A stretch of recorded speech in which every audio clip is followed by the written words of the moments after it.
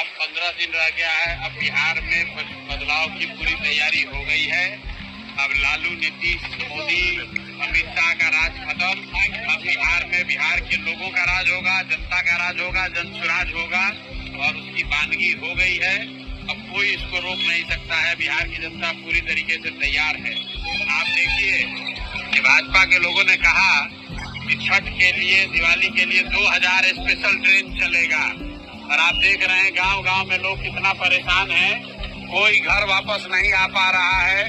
कैसे जानवर की तरह लोग स्टेशनों पर, गाड़ियों में, बस में, ट्रेन में धक्का खाकर आ रहे हैं। यही बात जनसुराज 3 बरस से कह रहा है।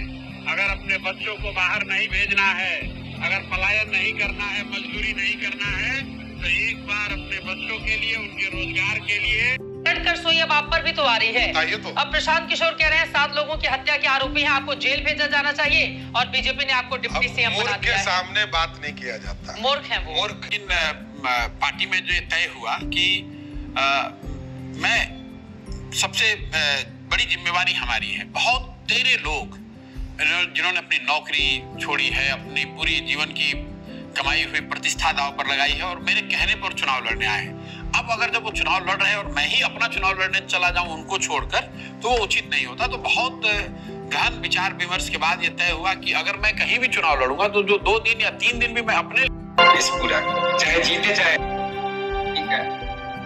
नहीं, आपके पैसे की तो अभी जरूरत नहीं है। आप सैन डिएगो में रह के कुछ पैसा और कमाइए ताकि जब बिहार हम लोग जीत जाए तो यहाँ पर आकर अच्छी इंडस्ट्री लगाइए, बढ़िया फ्लैट खरीदिए, गेटेड टाउनशिप बनाइए।